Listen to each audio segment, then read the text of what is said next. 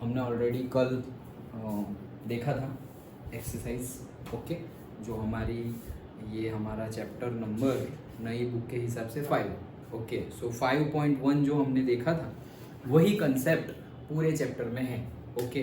बाकी थोड़ा बहुत कंसेप्ट था 5.2 5.3, बट वो सब निकल गया है, रिड्यूस्ड है। मतलब अभी हमारा 5.1 दैट इज लीनियर इनइक्वालिटीज का 5.1 एंड डायरेक्टली मिसलेनियस एक्सरसाइज है। सो हम मिसलेनियस एक्सरसाइज करते हैं। देखो जैसे कि मिसलेनियस एक्सरसाइज लिख दें हम, लीनियर इनइक्वालिटीज तो लिख दिया है से चैप्टर 5, ओके। सो देखो page number 132, solve the inequalities in exercise 1 to 6। तो 1 to 6 में सॉल्व द इनइक्वालिटीज को सिर्फ सॉल्व करना है, ओके। वही सेम रूल, अभी कुछ नया नहीं है, ओके। वही कंसेप्ट है। तो हम थोड़े थोड़े न्यूमेरिकल्स गिनते हैं। चलो इसमें से कौन सा गिने 1 to 6 में से, तुम बोलो। हाँ तुम बोलो, वही करेंगे। कौन सा करें? फर्स्ट करते हैं, चलो। सो क्या बोल रहे हैं? फर्स्ट न्यूमेरिकल 2 लेस देन और equal to 3x minus 4 less than और इक्वल टू 5। 2 लेस देन और equals to 3x minus 4 less than और इक्वल्स टू 5। यस। सो हमें क्या गिवन है? देखो हमें एक्चुअली एक इनइक्वालिटीज और से दो अलग अलग इक्वालिटीज दी हुई होती थी जो हमारी फर्स्ट एक्सरसाइज है उसमें, लेकिन यहाँ पर क्या है, दोनों को मिला के दी गई है। कोई बात नहीं, हम दोनों को तोड़ देंगे और फिर सॉल्व करेंगे। जैसे कि पहले ये लेंगे एक और दूसरा हम लेंगे से दिस वन। सो पहला एक ले लेते हैं से 2 लेस देन और इक्वल्स टू 3x minus 4। तो इसको सॉल्व करेंगे तो क्या हो जाएगा से 4 यहाँ आएगा तो 2 plus 4 लेस देन और equals to 3x। Therefore 6 less than or equals to 3x, and therefore 2 less than or equals to x, and therefore say x बड़ा है so greater than or equals to 2। Sign change कर दी और x को ये side लिख लिया, मतलब जो बड़ा है उसी को लिखा। तो ये हमारा एक सॉल्यूशन मिला है, x greater than or equals to 2। वैसे ही यहाँ से हम सॉल्यूशन लेंगे, क्या लेंगे? That is 3x minus 4, 3x minus 4 less than or equals to 5। therefore क्या होगा से 3x minus 4 यहाँ चला जाएगा तो क्या हो जाएगा प्लस, that is 9 हो जाएगा, and therefore x less than or equals to क्या हो जाएगा 3 हो जाएगा। this is our another answer। तो our final answer is what? our final answer is, देखो ये greater than or equals to है और ये less than or equals to है। तो पहले हमें 2 और 3 में से छोटा नंबर कौन सा है? 2। तो हम जनरली लिखेंगे 2, देन लेस देन और इक्वल्स टू, 2 छोटा है than x, and then greater than और इक्वल्स टू से 3। तो देखो ये आ गया, ये वाली कंडीशन यहाँ पर आ गई और ये वाली कंडीशन यहाँ पर आ गई। x बड़ा है तो x बड़ा ही है, सो हमें फाइनल आंसर इस फॉर्म में लिखना है। अंडरस्टूड? वैसे ही सारे न्यूमेरिकल सॉल्व करना है। 1 to 6 करना क्या है, हमें इसको तोड़ के 2 डिफरेंट इनइक्वालिटीज में कन्वर्ट कर लेना है, दोनों को सॉल्व करना है एंड देन लास्ट में वापस ज्वाइन कर देना है। So this is our answer 1 to 6। Simple है, ऐसे हो जाएंगे, ओके। देन नेक्स्ट है हमारा, क्या बोल रहे हैं 7 to 10 में क्या है, solve the inequalities in exercise 7 to 10 and represent the solution graphically on the number line। ऐसे तो सॉल्व करना ही है और ग्राफिकली शो करना है। कौन सा करे? चलो ग्राफिकली तो कट है ना, ग्राफिकली कट है, लेकिन ये कौन सा ग्राफिकली है? सबसे पहले क्या बोला है? सॉल्व। सॉल्व मतलब क्या? ये सॉल्व कर दो। सॉल्व मतलब ये सॉल्व कर दो, और वो सॉल्यूशन को ग्राफिकली, मतलब कल एक्सरसाइज में लास्ट वाला वो हमने सर्कल किया था ना, that's it, okay. Number line पे शो करना है, वही ग्राफिकली है। तो कौन सा करे? चलो बताओ।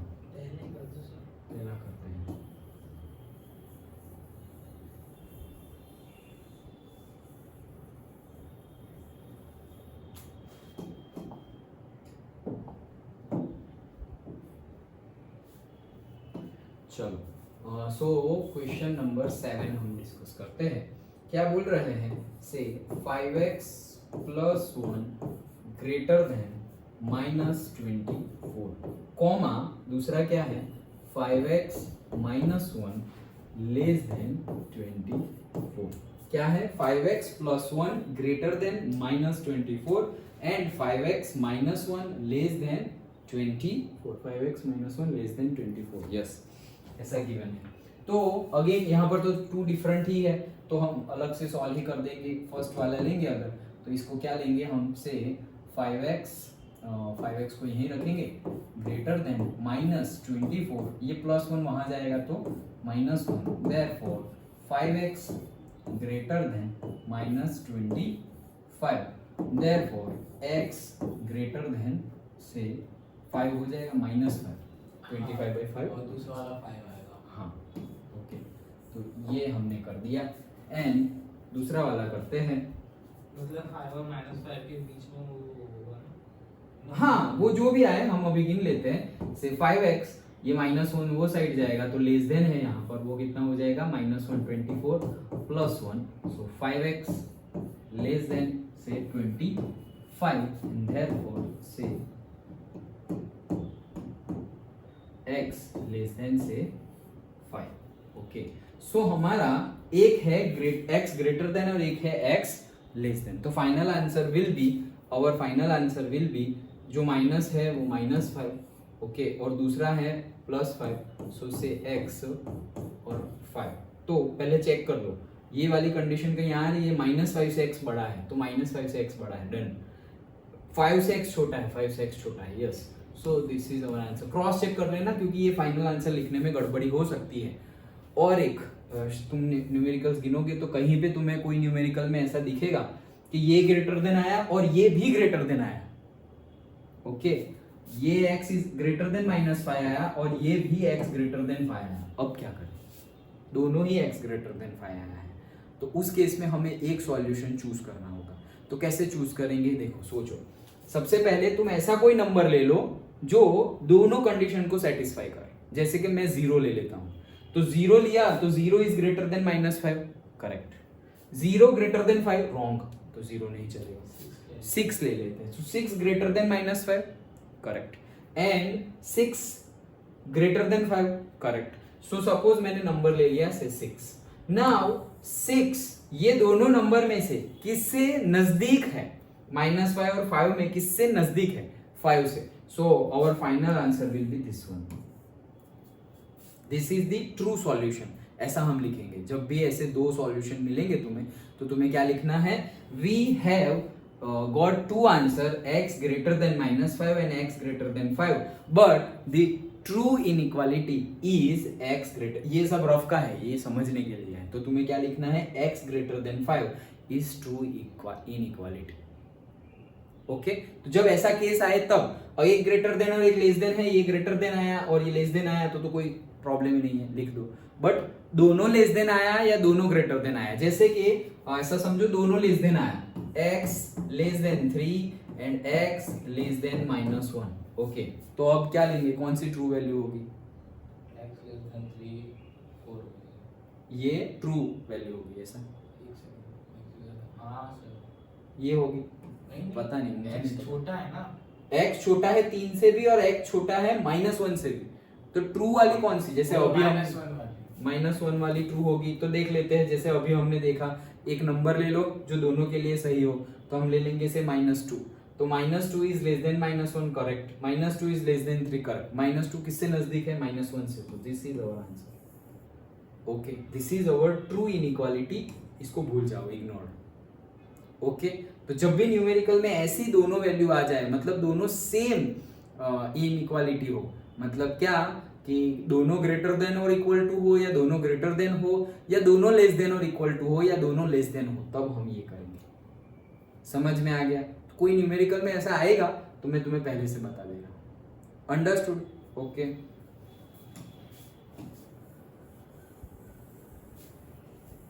ये सारे सिलेबस वाले ही हैं 14 का, हाँ इसमें से कुछ कट नहीं है.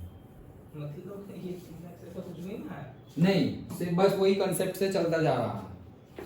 ओके, नाउ अब क्या है, देखो ये प्रॉब्लम स्टेटमेंट वाले हैं. कल जो हमने वो ट्रायंगल वाला और वो गिने थे वैसे ही है. चलो देख लेते हैं. तो से फर्स्ट 11. ओके, 11 वाला देखते हैं.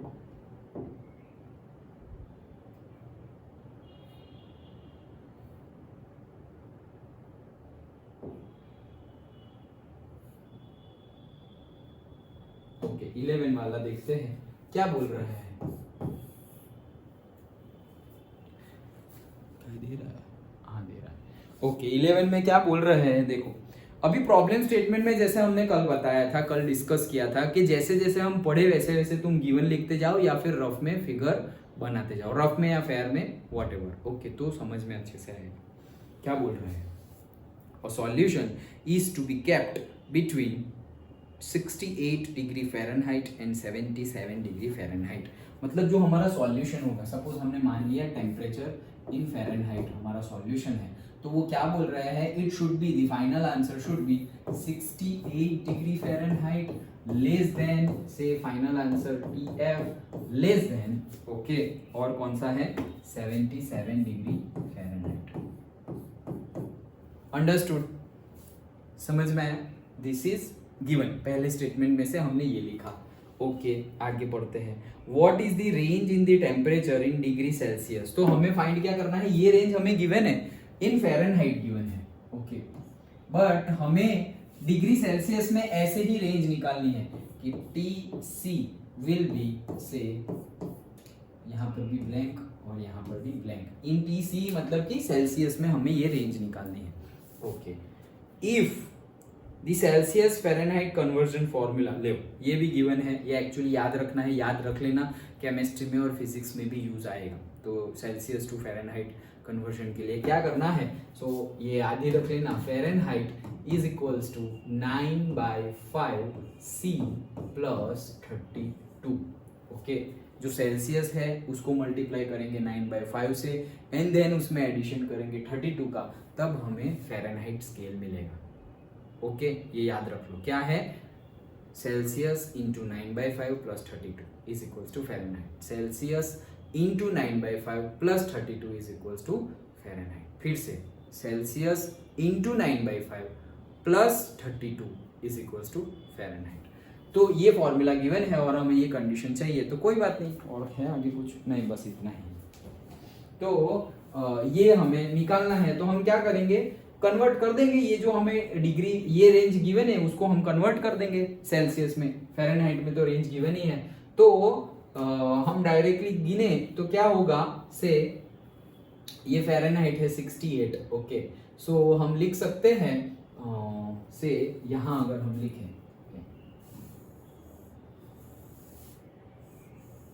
सॉल्यूशन, हाँ तो पहले तो 68 क्या है फ़ारेनहाइट, तो फ़ारेनहाइट की जगह हम लिख देंगे क्या 68 is equals to 9/5 then C, तो C तो हमें चाहिए फाइनल आंसर में, अदरवाइज हम ऐसा भी कर सकते हैं, इसको पहले C के फॉर्म में ही लिख लेते हैं। तो ये F है तो C क्या हो जाएगा से F तो F ही रहेगा, यहाँ पहले एलसीएम ले लेते हैं। सो 9C + 32 × 5 डिवाइडेड बाय 5। ओके ये एलसीएम ले लिया, अब ये 5 यहाँ ऊपर जाएगा, सो 5F ओके माइनस ये यहाँ आएगा तो माइनस 32 × 5, सो 35 = 150 तो 160 हो जाएगा। Okay 160 okay 5 × F minus 160 is equals to C divided by 9, ये 9 नीचे आ जाए। ये कन्वर्जन समझ में आ गया। क्या किया हमने, ये जो है पहले तो एलसीएम लिया, तो 5 एलसीएम लिया, तो यहाँ पे तो कुछ नहीं है तो 9C आएगा, यहाँ पे कुछ नहीं है तो हमें 5 से मल्टीप्लाई करना पड़ेगा 32 × 5। ये जो नीचे वाला 5 है उसको हम अब ऊपर ले जाएंगे तो 5 ऊपर चला जाएगा तो यहाँ 5F हो जाएगा, और ये जो है उसमें से 32 × 5 जो होता है 160 वो प्लस है, उसको ये साइड लाएंगे तो वो माइनस 160 हो जाएगा, और यहाँ पे सिर्फ रहेगा 9C, और वो 9C का 9 हम टोटल नीचे ले जाएंगे तो C इज इक्वल्स टू ये मिल गया हमें। डन ओके तो C इज इक्वल्स टू हमें मिल गया है। अब हम डायरेक्टली वही कंडीशन अप्लाई करते हैं। तो सबसे पहले C का फॉर्मूला 68 है, तो हम क्या लिखेंगे यहाँ पर से 5 × F की जगह 68 Fahrenheit which is given minus 160 divided by 9, ये एक C हो गया। ओके देन लेस देन अब फ़ारेनहाइट का हमने तो सेल्सियस में कन्वर्ट कर दिया है, तो उससे टेम्परेचर इन सेल्सियस देन 77, तो वहां 77 रख देंगे f की जगह, कहाँ गया ये रहा, सो 5 इंटू से 77 minus 160 whole divided by 9, so this is our range. Okay, simple, कुछ नहीं किया हमने, सिर्फ जो हमें फॉर्मूला गिवन था उसमें हमने f की जगह c का फॉर्मूला बना दिया। तो c का फॉर्मूला क्या है, 5f माइनस 160 डिवाइड बाई 9। क्यों c का फॉर्मूला बनाया, क्योंकि हमें c की range, c in the sense Celsius में रेंज चाहिए। टेम्परेचर फ़ारेनहाइट में तो रेंज गिवन ही है, लेकिन हमें सॉल्यूशन की सेल्सियस में रेंज चाहिए, तो उन्होंने कन्वर्ट कर दिया। अब ये पहला 68 डिग्री फ़ारेनहाइट, उसका कितना सेल्सियस होता है, तो इसमें वैल्यू डाल दो, f की जगह 68 डाल दिया, तो यहाँ पे सेल्सियस की वैल्यू मिलेगी, और 77 की वैल्यू यहाँ डाली तो यहाँ पर भी वैल्यू मिलेगी। ओके, चलो तो करते हैं, क्या करेंगे अब से, थोड़ा दिखाई दे इसीलिए ऑरेंज कलर।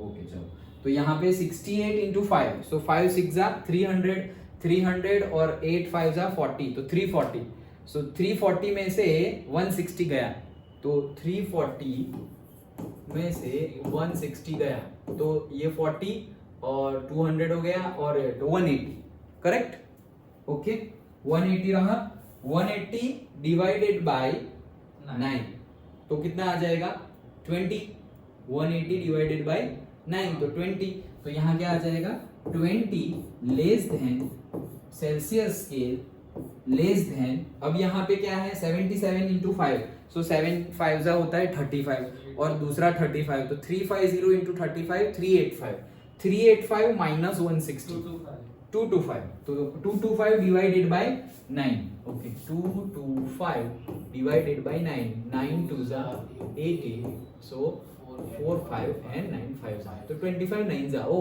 यस, ओके, सो 25 9 जा, तो हमारा आ गया 25, सो सेल्सियस का आंसर आ गया है हमारा, ये क्या है, हम लिख दो 20 degree Celsius and 25 degree Celsius, this is our answer, that's it.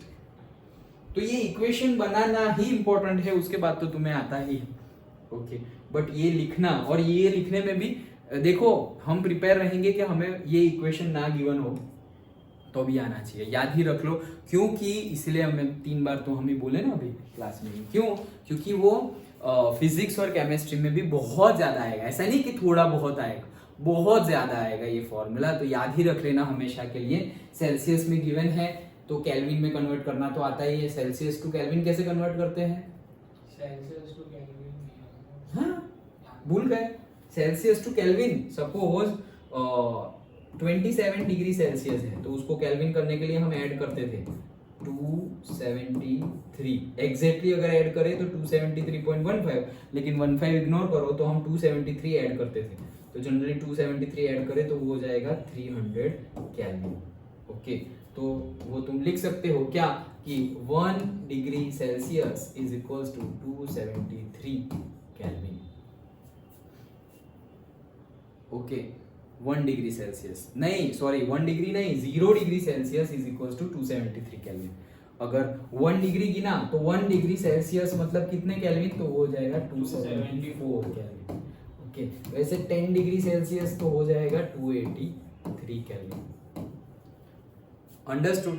तो ये हमारा केल्विन और सेल्सियस का रिलेशन है, 0 degree Celsius is equals to 273 Kelvin. Okay, और दूसरा अभी जो हमने निकाला वो Fahrenheit is equals to 9/5 into C plus 32। तो सेल्सियस में से फ़ारेनहाइट में, ये अगर तुम्हें डायरेक्टली पूछे कि फ़ारेनहाइट से केल्विन में कन्वर्ट करो तो पहले फ़ारेनहाइट से सेल्सियस में कन्वर्ट करो एंड देन सेल्सियस में से केल्विन में कन्वर्ट करना पड़ेगा। एक फोर्स और होता है Rankine, that is not in syllabus, okay, वो कॉलेज लेवल पे आता है। तो रैनकाइन भी क्या है, टेम्परेचर का यूनिट है रैनकाइन, ओके, बट वो आएगा नहीं अभी। अगर हाँ फिजिक्स में और उसमें थियरी के तौर पे आएगा एक चैप्टर में, यस थर्मोडायनेमिक्स में आएगा, केमिस्ट्री में भी थर्मोडायनेमिक्स हमें पढ़ना है और फिजिक्स में भी थर्मोडायनेमिक्स पढ़ना है, सो वो टाइम पे हम देखेंगे, बट उसका कोई हमें न्यूमेरिकल और ऐसा कुछ पूछा नहीं जाता। हमें जनरली ये 3 यूनिट में टेम्परेचर, ये तीनों टेम्परेचर के यूनिट है, 1 ये 2 और 3, तो ये 3 यूनिट का कन्वर्जन पूछा जा सकता है। Understood okay. तो ये तो कन्वर्जन था और ये हमारा न्यूमेरिकल अंडरस्टूड। चलो नेक्स्ट करते हैं।